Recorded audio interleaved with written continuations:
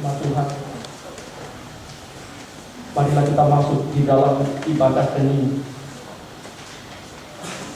mengenangkan saat-saat kematian Tuhan kita Yesus Kristus, menebus kita dari dosa dan maut. Kita bernyanyi dari buku ND 86, Hilang Nabadiai, ayat 1 dan 2.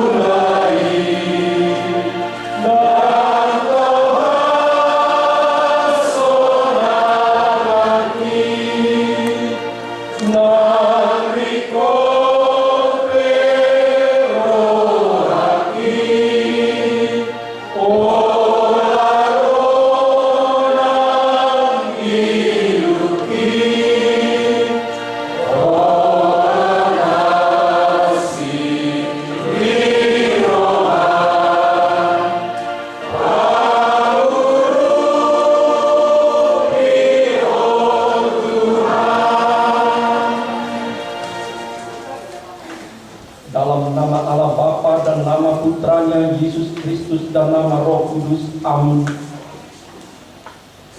Ia tidak tampan dan semaraknya pun tidak ada sehingga kita memandang Dia, dan rupa pun tidak sehingga kita menginginkannya. Ia dihina dan dihindari orang seorang yang penuh kesengsaraan dan yang biasa menderita kesakitan. Ia sangat dihina sehingga orang menutup mukanya terhadap Dia, dan bagi kita pun Dia tidak masuk hitungan. Tetapi sesungguhnya penyakit kita lah yang ditanggungnya, dan kesengsaraan kita yang dipikulnya. Padahal kita mengira Dia kena tulang dipukul dan ditindas Allah.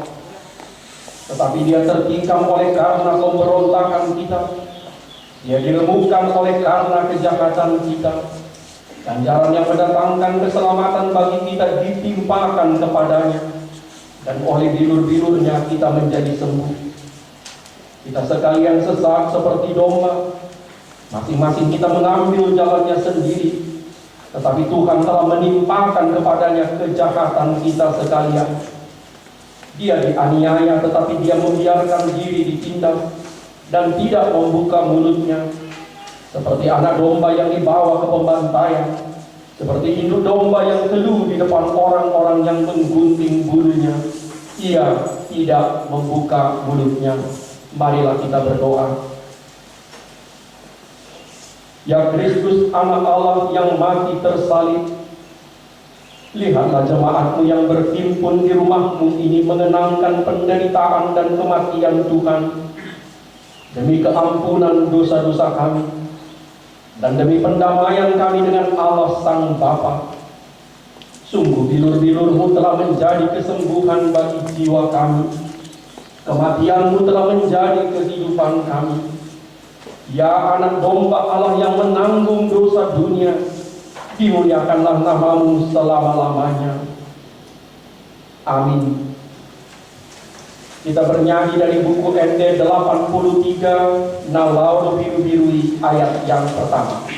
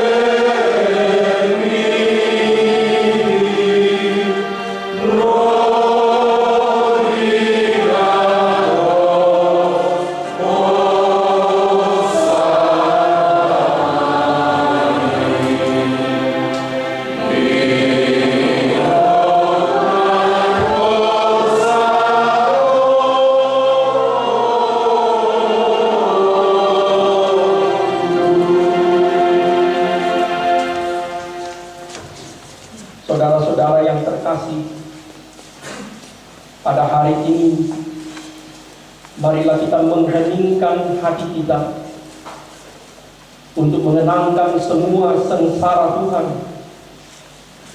untuk menyembuhkan dan memulihkan hidup kita. Secara khusus, di dalam keheningan doa, marilah kita mendengarkan kembali 7 sabda Tuhan yang diucapkannya saat dia tergantung di kayu salib di Golgota. Sabda pertama, "Ya Bapa, ampunilah mereka, sebab mereka tidak tahu apa yang mereka perbuat."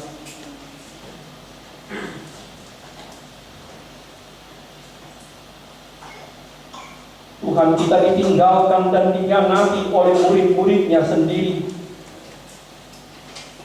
diolok-olok oleh banyak orang yang pernah ditolongnya, disiksa dan dibunuh secara keji oleh para pemimpin agama serta tentara pelindung negara. Namun baiklah kita dengar dan simak. Dalam keadaan tergantung di kayu salib, Yesus masih sanggup memohonkan pengampunan dosa bagi semua orang yang berbuat jahat kepadanya. Paku di tangan dan di kakinya, cambukan dan cemeti di sekujur tubuhnya, rupanya tidak mampu menghilangkan cinta kasihnya. Dalam keadaan tergantung dan terpaku di salib, Yesus masih tetap sebagai Tuhan yang pengasih.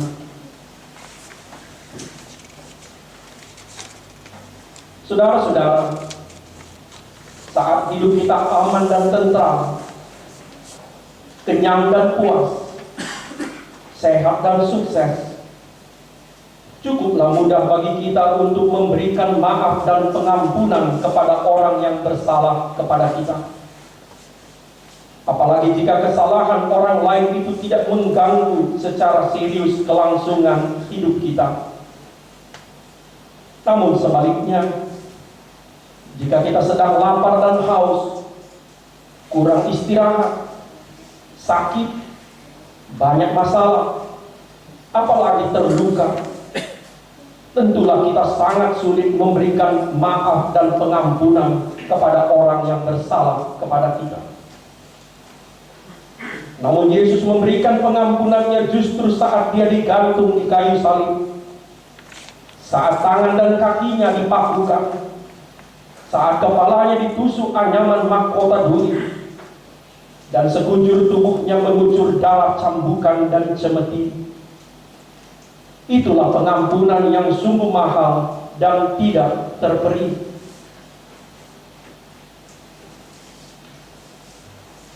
Namun pengampunan itulah satu-satunya jalan menuju pendamaian kita dengan Allah Sang Bapa.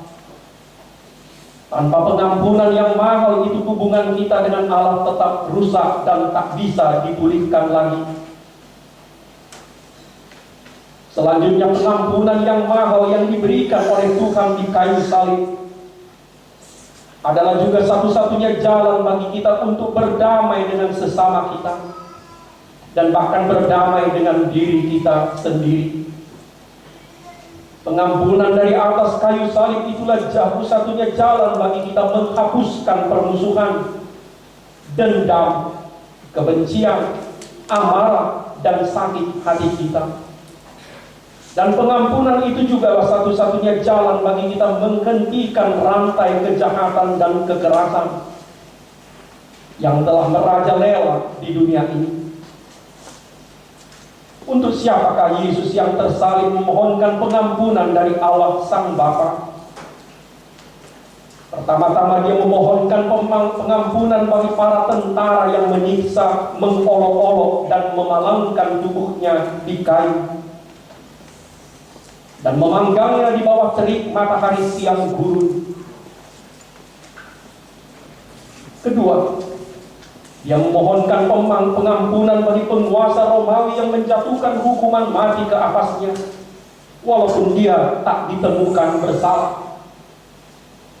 Ketika dia memohonkan pengampunan bagi pemimpin-pemimpin agama yang merekayasa penangkapan, pengadilan, dan pembunuhannya.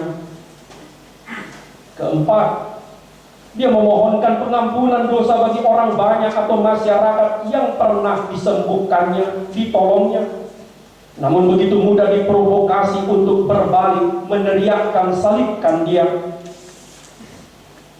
Kelima, dia memohonkan pengampunan bagi murid-muridnya dan sahabat-sahabatnya yang selama 3 tahun telah diajarnya dan bersama-sama dengan dia, namun begitu mudah melarikan diri, meninggalkan Tuhan seorang diri. Pengampunan yang mahal dari kayu salib itulah yang kini ditawarkan bagi saudara dan saya. Kita yang mengaku pengikut Kristus namun tidak hidup sesuai teladannya, yang telah diangkat dalam Yesus menjadi anak-anak Allah, namun selalu menyimpang dari jalan kasih dan kebenarannya. Kita yang telah dimasukkan menjadi warga kerajaan Allah dan menerima berbagai berkat rohani di sorga, namun tetap suka saja melakukan hal-hal yang jahat yang mendukakan hatinya. Pada saat ini, marilah kita berdiri di bawah kaki Tuhan yang tersalib itu, merendahkan hati kita, menerima pengampunan dosa-dosa kita yang kita perbuat di tempat tersembunyi atau secara terang-terangan, yang kita lakukan sendirian atau beramai-ramai bersama banyak orang, dosa yang kita lakukan di dalam hati atau dengan kata atau perbuatan. Kepada semua saudara-saudara yang sungguh-sungguh menyesali dosanya, yang merindukan pengampunan dari Allah, terimalah pengampunan dari tangan Kristus yang tergantung dan terpaku di kayu salib Golgota itu. Ikutilah doa ini dalam hati saudara-saudara. Ya Kristus, aku mengaku orang berdosa, namun Engkau rela mati disalib karena dosa-dosaku. Biarlah aku mendapat bagian dalam rahmat pengampunan-Mu.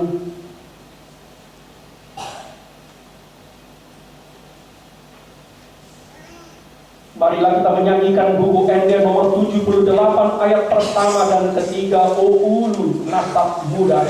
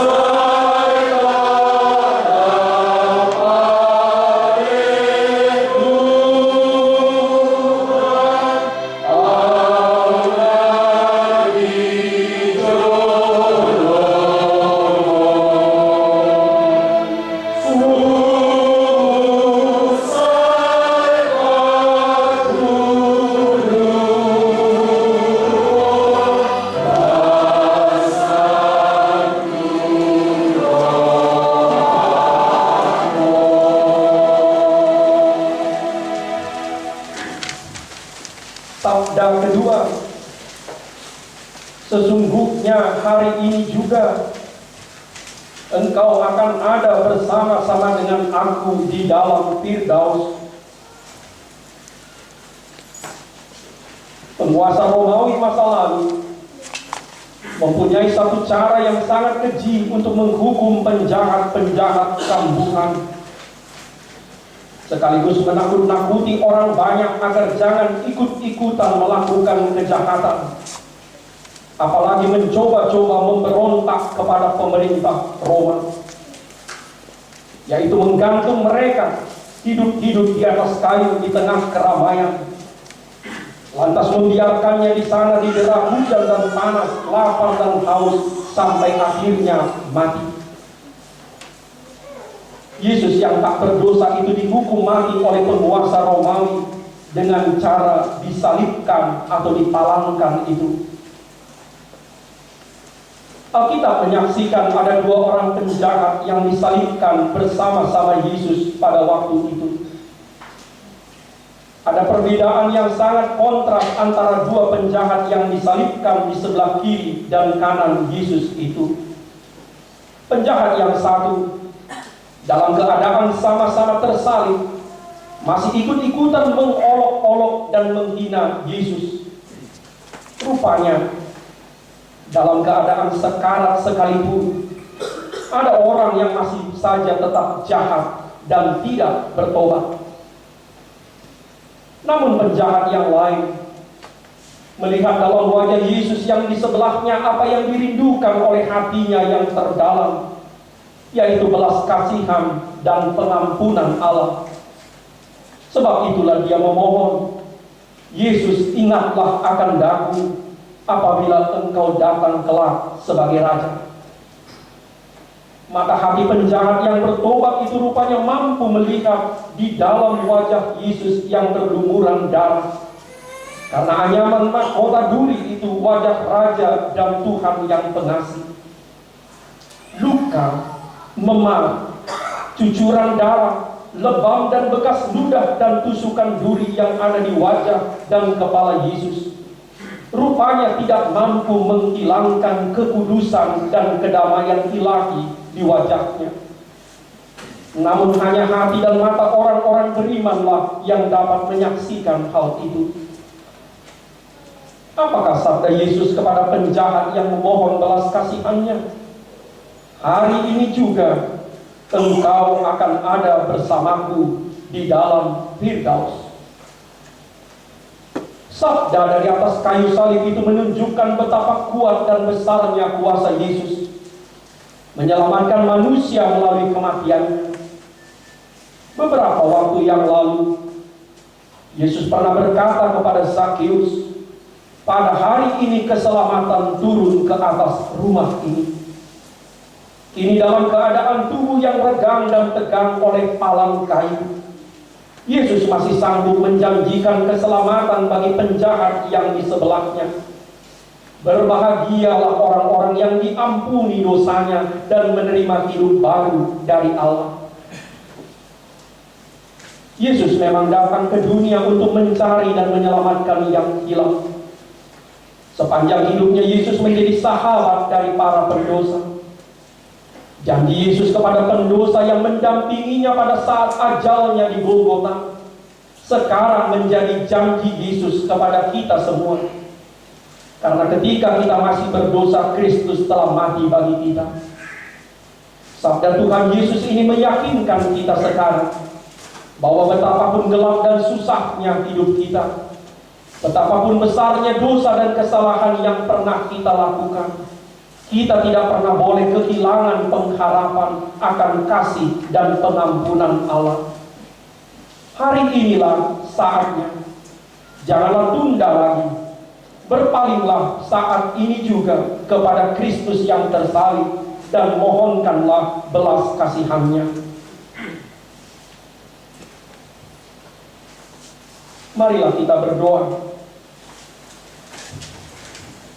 Ya Tuhan,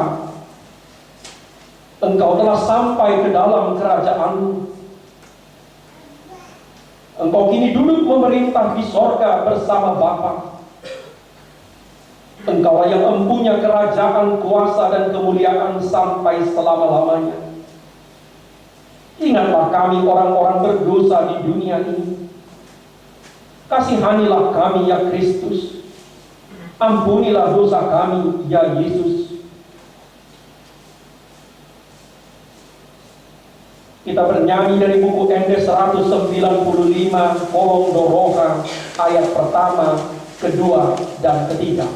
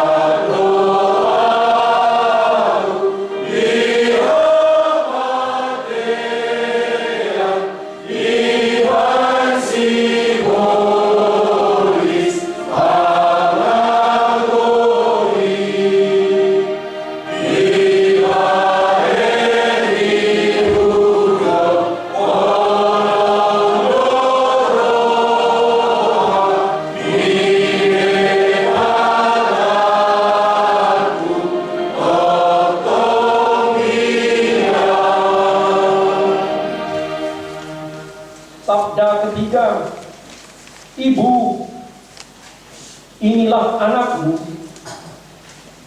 inilah ibumu. Yesus sangat mengasihi dan memperhatikan ibunya. Juga saat dia kesakitan karena disiksa, Yesus sungguh mengetahui pikiran dan perasaan ibunya. Ketika sang ibu mendampinginya pada saat ajalnya, derita dan kesedihan Maria ibu Tuhan tidak ada bandingnya. Seperti yang pernah dinubuatkan malaikat kepada Maria saat Yesus lahir. Dan sebuah lembing akan menusuk hatimu. Sebab itu Yesus menyerahkan ibunya Maria kepada murid yang sangat dikasihinya.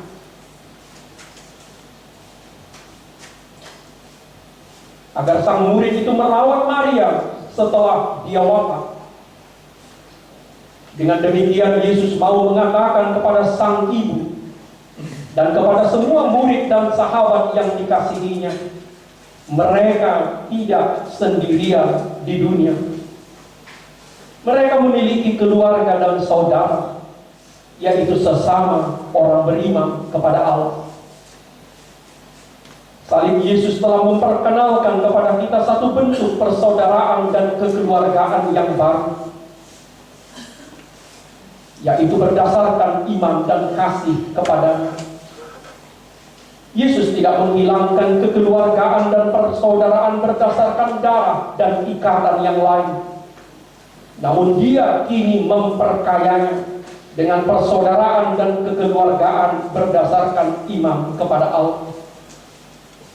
Sebab itu, marilah kita menerima semua orang yang beriman kepada Kristus dan melakukan kehendak Allah sebagai saudara kita. Marilah kita saling mengasihi dan saling melindungi sebagai saudara, agar kita tidak merasa sendiri dan terasing di dunia yang seringkali keras dan kejam ini. Selanjutnya, sabda Yesus ketiga ini memberikan motivasi dan inspirasi yang sangat dalam kepada kita. Cambuk dan pukulan, siksaan dan ancaman, bahkan kematian, rupanya tidak mampu melunturkan kasih Tuhan. Dalam keadaan tergantung di kayu salib, Dia tetap Tuhan yang penuh kasih, yang selalu memberi perhatian kepada orang yang dikasihinya. Mari kita mencontoh Tuhan mengasihi. Rupanya kita tidak harus menunggu kaya, kuat, sehat, dan sukses serta sempurna agar dapat memberikan perhatian kepada yang lain. Sama seperti Tuhan, di saat sakit dan lemah, sulit atau penuh masalah sekalipun, kita tetap dapat menjadi orang yang mengasihi. Marilah kita berdoa. Ya Kristus, ajarlah kami tetap dapat mengasihi, sekalipun kami miskin, kecil, lemah, dan sakit. Apalagi bila kami kaya, besar, kuat, dan sehat. Biarlah jiwa kami melimpah ruah dengan kasih-Mu.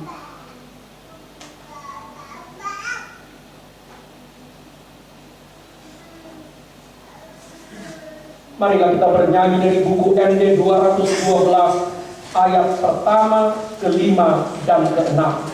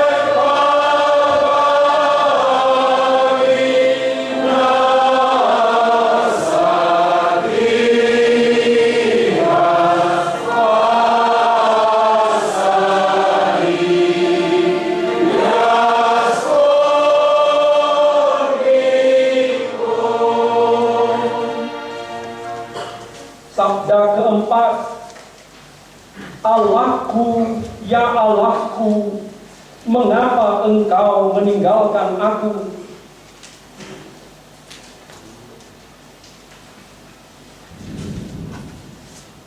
Pada saat-saat terakhir menjelang ajalnya, Yesus berteriak mengucapkan kata-kata yang paling sulit dipahami dalam Alkitab. Allahku, Allahku, mengapa engkau meninggalkan aku? Yesus telah ditinggalkan oleh para murid dan sahabat yang paling dekat dengannya. Dan di atas kayu salib dia merasa ditinggalkan juga oleh Bapa Allahnya. Walau dia tidak melakukan satupun kesalahan, Yesus sama sekali tidak berdosa, namun harus menanggung semua murka Allah. Sebab itulah, dari dalam kesendiriannya Yesus berteriak, Eloi, Eloi, lama sabachthani. Allahku, Allahku, mengapa kau meninggalkan aku? Dalam rangka menanggung dosa seluruh umat manusia, Yesus harus mengalami akibat dosa yang paling buruk, yaitu pengalaman ditinggalkan oleh Allah. Dunia dan seluruh hidup kita akan gelap gulita bila kita ditinggalkan oleh Allah. Dan pengalaman paling buruk itulah yang dirasakan Yesus di kayu salib Golgota demi menanggung kita semua.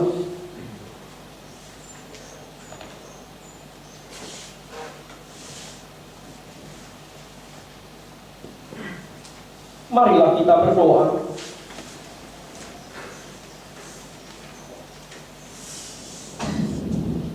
Allahku, Allahku, sesungguhnya aku sangat lemah dan takut. Janganlah tinggalkan aku.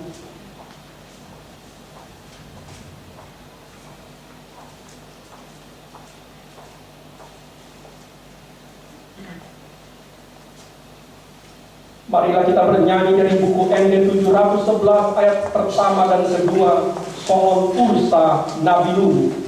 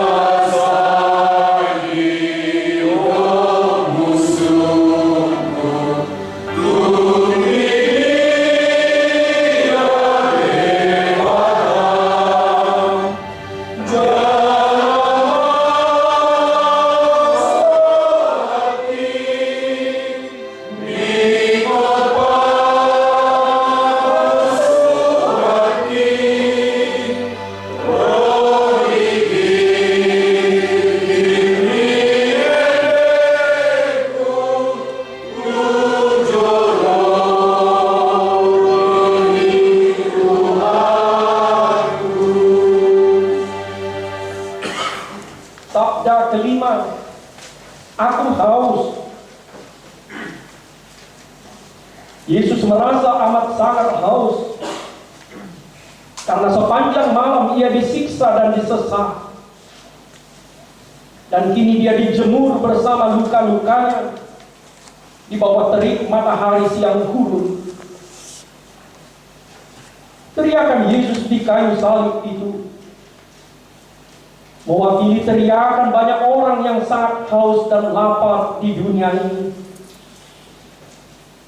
Tuhan mempersatukan dirinya dengan semua orang yang haus dan lapar, miskin, dan tak punya apa-apa untuk diminum, dimakan, atau dipakai. Dia bukan saja bersimpati kepada orang yang lapar dan haus, melainkan merasakan sendiri rasa lapar dan haus yang sangat perih itu.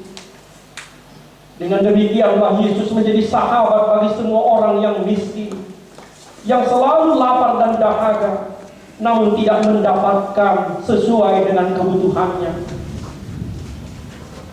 Namun kehausan Yesus juga menyingkapkan kehausan yang lebih dalam, yaitu kehausan akan rahmat dan kasih Tuhan Allah. Tanpa kasih dan rahmat Tuhan Allah, jiwa kita akan kering, meranggas, dan mati. Walaupun kita memiliki begitu banyak berlimpah makanan dan minuman, uang dan kekayaan. Sebab itulah Yesus pernah berkata, barang siapa yang minum air yang akan kuberikan kepadanya, ia tidak akan haus untuk selama-lamanya. Sebaliknya, air yang akan kuberikan kepadanya akan menjadi mata air di dalam dirinya, yang terus-menerus memancar sampai kepada kehidupan yang kekal. Yesus juga pernah berkata, barang siapa haus, baiklah ia datang kepadaku dan minum. Barang siapa percaya kepadaku, seperti yang dikatakan oleh kitab suci, dari dalam hatinya akan mengalir aliran-aliran air hidup. Marilah kita berdoa. Ya Allah, kami lapar dan haus akan firman-Mu. Puaskanlah dahaga kami dengan Roh-Mu. Kenyangkanlah kami dengan belas kasihan-Mu.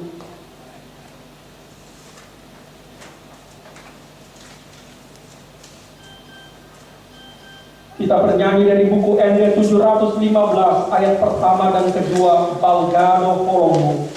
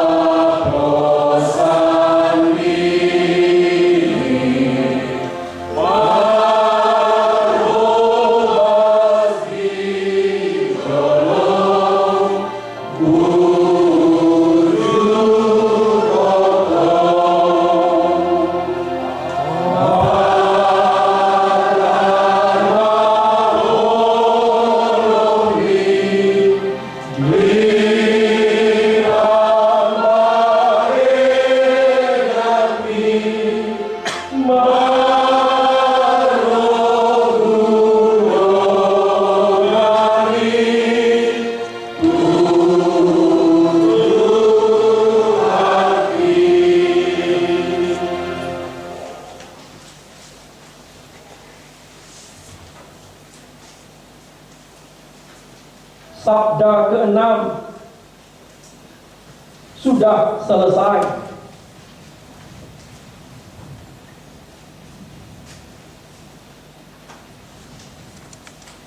Dari kayu salib, Yesus tidak meneriakkan keluhan atau erangan, melainkan beki kemenangan. Melalui ucapannya itu Yesus mengatakan bahwa tugas yang diterimanya dari Allah Sang Bapa sudah tuntas, sempurna, dan rampung. Dia menang. Dia telah menyelesaikan tugasnya. Dan kini saatnya untuk kembali kepada Sang Bapa. Dia telah melakukan semua tugas yang diamanatkan Sang Bapa untuk memikul dosa umat manusia. Dia taat secara sempurna. Sabda Yesus ini mengilhami kita juga untuk setia melaksanakan kehendak Bapa sampai akhir hidup kita. Tuhan memanggil kita juga melaksanakan amanatnya sampai selesai. Itu juga yang dilakukan Rasul Paulus sehingga di akhir hidupnya dia berani mengatakan, mengenai darahku, darah sudah mulai dicurahkan sebagai persembahan dan saat kematianku sudah dekat. Aku telah mengakhiri pertandingan dengan baik. Aku telah mencapai garis akhir dan aku telah memelihara iman. Marilah kita berdoa.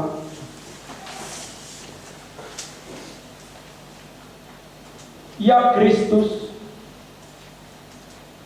mampukanlah kami setia kepadamu sampai mati. Ajarlah kami melaksanakan tugas kami sampai tuntas.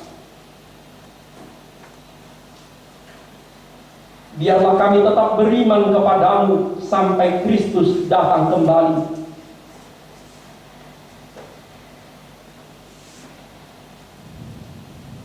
Kita bernyanyi dari buku ND 227 ayat pertama dan kedua.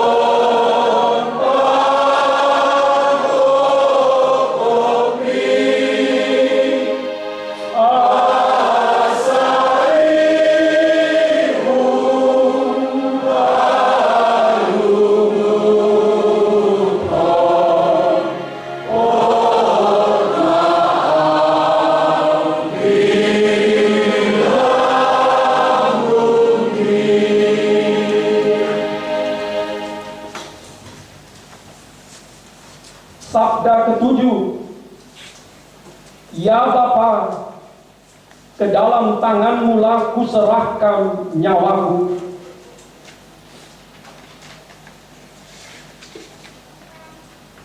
Jemaat diundang bangkit berdiri.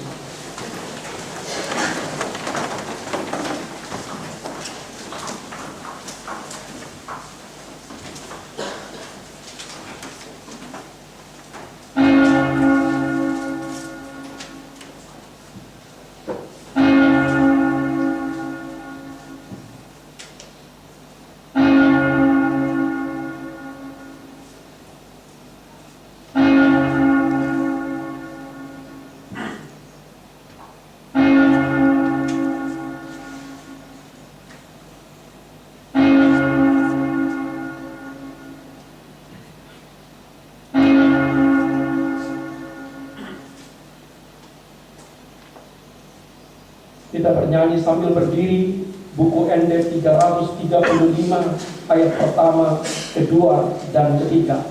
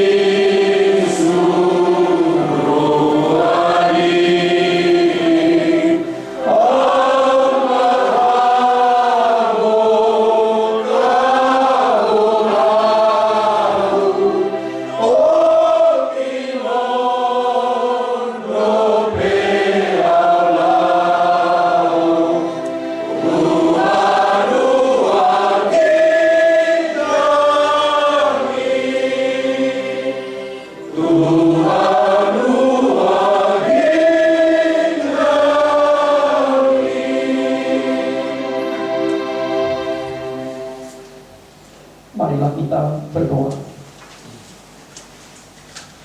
Ya Kristus, kami minta satu hal kepadamu, baik hidup maupun mati, biarlah kami tetap ada di tangan-Mu. Kami adalah milik-Mu, dan Engkau adalah milik kami. Peganglah kami. Jemaat dipersilakan dulu.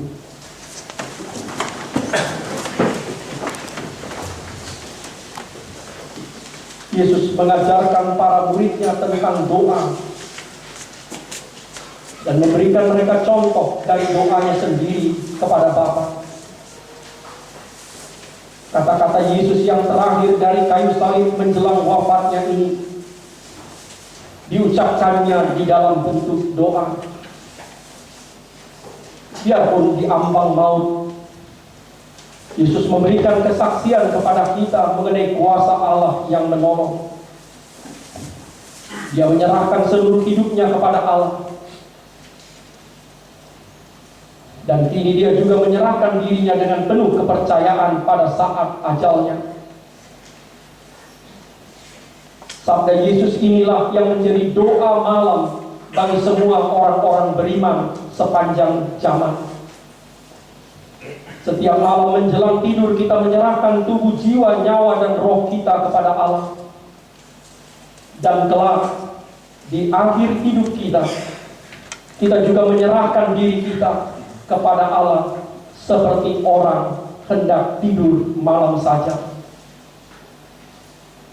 Marilah kita bernyanyi dari buku ND 717 ayat pertama, kedua, dan ketiga.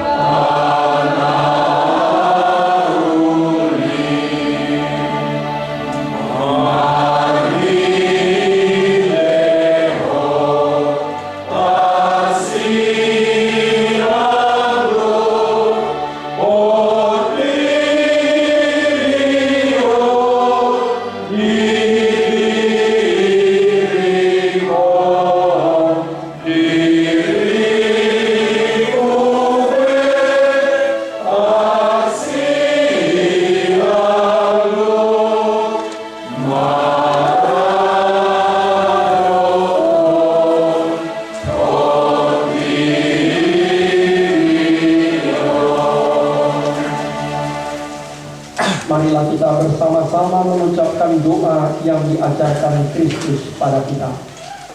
Bapa kami yang di sorga, dikuduskanlah namamu, datanglah kerajaan-Mu, biarlah kehendak-Mu di bumi seperti di sorga. Berikanlah kami pada hari ini makanan kami yang secukupnya, dan ampunilah kami atas kesalahan kami, seperti kami juga telah mengampuni kesalahan kepada kami. Dan janganlah membawa kami ke dalam pencobaan, tetapi kuasakanlah kami dari jahat. Karena Engkau yang punya kerajaan dan kuasa dan kemuliaan sampai selama-lamanya. Amin. Anugerah Tuhan Yesus Kristus dan kasih setia Allah Bapa dan persekutuan dengan Roh Kudus kiranya menyertai saudara-saudara sekarang sampai selama-lamanya.